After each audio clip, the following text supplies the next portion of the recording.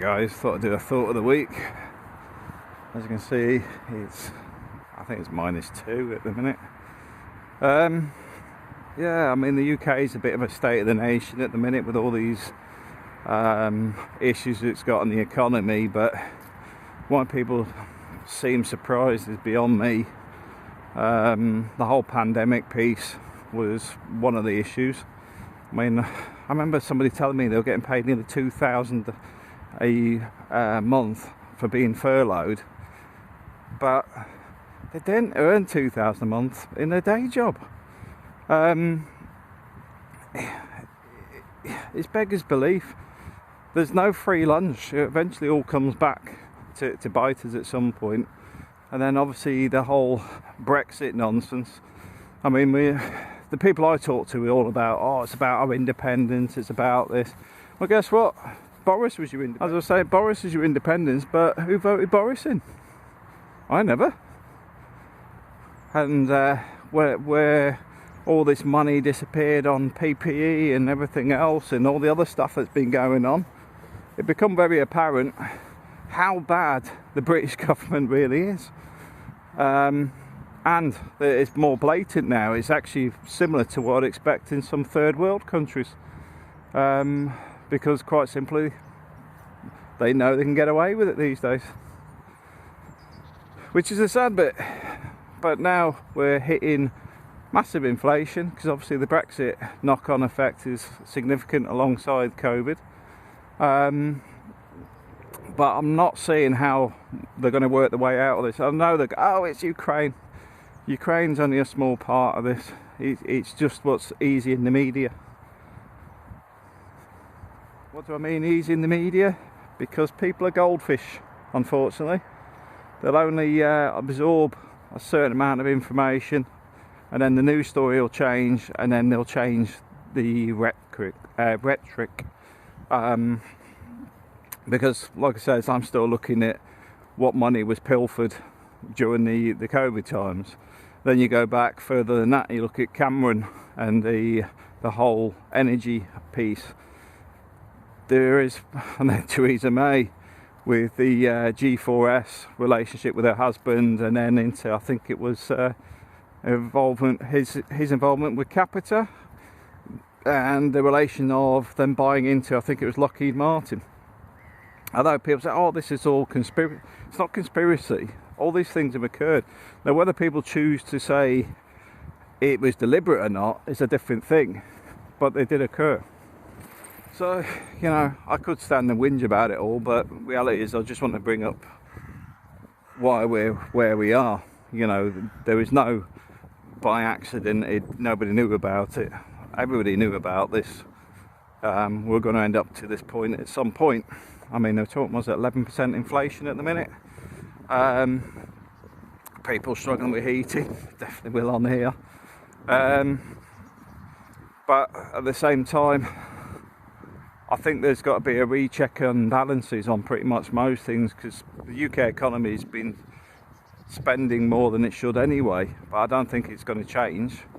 I think this is part and parcel. They'll probably reassess. Bit of a squeeze on the mortgages, then it'll suddenly go the other way again, which doesn't actually fix anything long term. It's always short term thinking, because from what I've seen, the debt's been stacked. If I go back to when I was working with the housing associations, we were doing the compulsory buybacks on basically buildings that are going into default, and it's to artificially keep the housing market afloat, same as buying new builds that nobody was buying. All that debt has stayed in the property market, and if they let that collapse, then it'll be 10 times worse than it is now. So I think this squeeze for probably the next 2 years is needed, whether people like it or not, and they can blame everybody manning their dog for why it's occurred, but it's still going to be there. And I think the key to it is actually just realising you've got to work through it and just accept it, whether we like it or not. Myself, my mortgage has jumped a little bit, but bizarrely I paid a chunk of it off already this year, which meant that the amount it's just gone up is literally still under what it was at the start of last year. So it's still lower, and I can't see them jumping much further at the minute in the mortgage rates, because I think the fact that you got shrinkage on the markets as it is, I don't think there's going to be any benefit to putting the rates up any further at the minute. But we'll see, because we're trying to apply some logic here. But yeah, it's a case of finding your way through it at the minute. I mean, my sacrifices ain't going to be as bad as some other people, let's put it that way. I won't be ordering as much takeout. But the money I'm saving on that will be paid extra on the mortgage instead.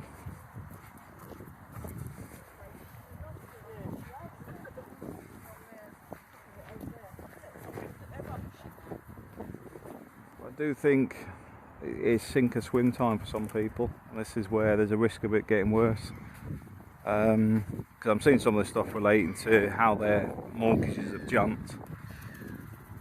Because a lot of the debt is actually in the property, as I said. Because I do think the property market in the UK is excessively inflated. But I mean, my property's in Spain anyway, but it has gone up. My interest is near enough doubled since last month. Which isn't nice. But at the same time, like I was saying, I'll cut down on my takeaways and stuff when I'm here in the UK, and simply I'll be stacking that on the mortgage every month, because that should actually counteract any risk of the costs going up on that. Energy wise, it's not so bad in Spain either, where we are. Eco climate, because it's like, I think April said on Monday it was 21 degrees. Where this is obviously not 21 degrees here. But I think January and February is normally our expensive months on the heating. But it is what it is, and I think this is the key to it, is not getting down with it, just working through it. Just realising we're stuck with it.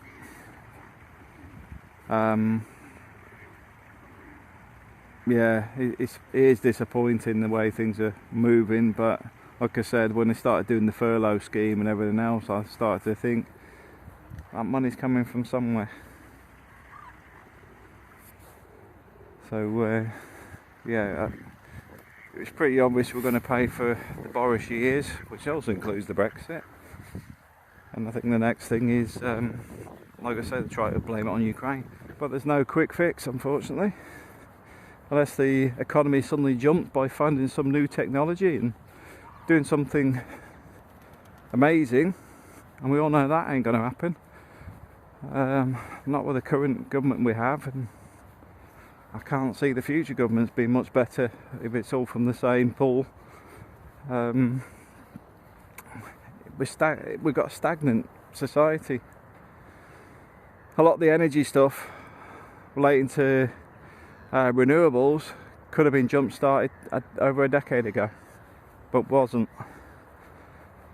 Same as moving full nuclear could have happened, probably moving from the 50s onwards. Instead, it's done the opposite. So a lot of the stuff around energy crisis is around stagnation. Like it or not, don't want to do nuclear, what's your solution? There isn't one. They don't do it. Keep it cold, do it this, just keep going as the way we were until we get to a point of energy crisis. Okay, fantastic. Well, let's go renewable. Sort of have to do it, don't want to do it. A lot of lobbying involved. Stagnation. But the problem is, things haven't progressed. Certainly haven't progressed as fast as they should have done. And in my view, if you'd actually invested in energy infrastructure, it could have reduced manufacturing costs and actually had some manufacturing of reasonable size in the UK, but everything's been pushed into decline. It's a sad state of affairs, but hey ho, just going to get through the next few years and off to Spain.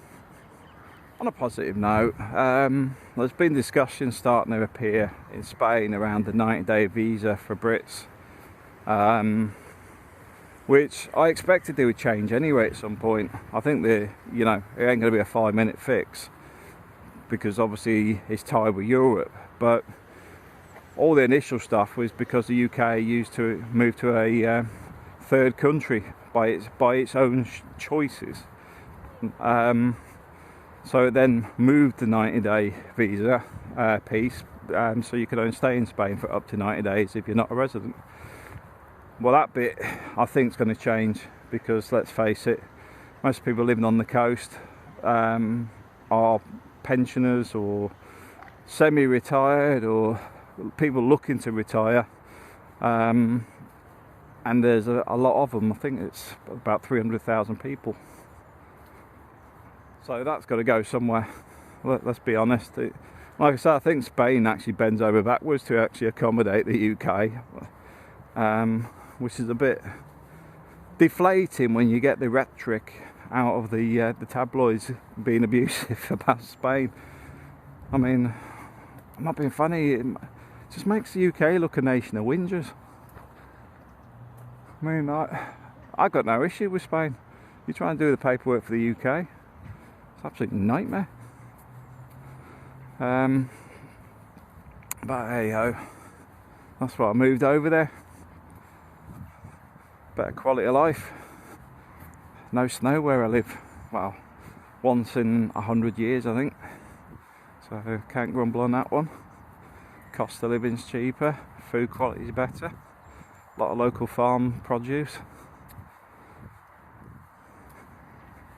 I'm on the last run to the sun, in the sense of I've got about 60 odd K left on the mortgage, but also the conservatory is now funded and should be built next month, which means we've achieved a lot in a year. The renovations took longer than I liked, but to be fair, we got what we wanted, where we wanted it, and now it's just starting to get that last bit of the mortgage gone, and then everything else is starting to move cash to long-term sustainability, because we don't need money for anything else. But that's what I'm saying, this mortgage issue at the minute, where interest rates are going up, wasn't in the equation, but I'm expecting to hammer the mortgage again month by month. Will I still do it? Moving to Spain with what now? 110%, because to be fair, the UK has got worse. I remember going out to the Philippines 2007.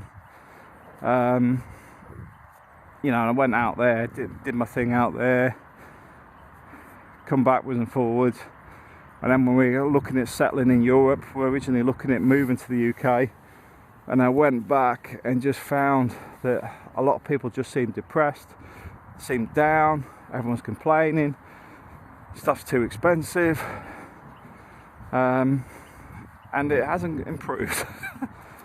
Me, I lock down, make my money, take it out, get the house done, and now it's like, okay, Spain every time.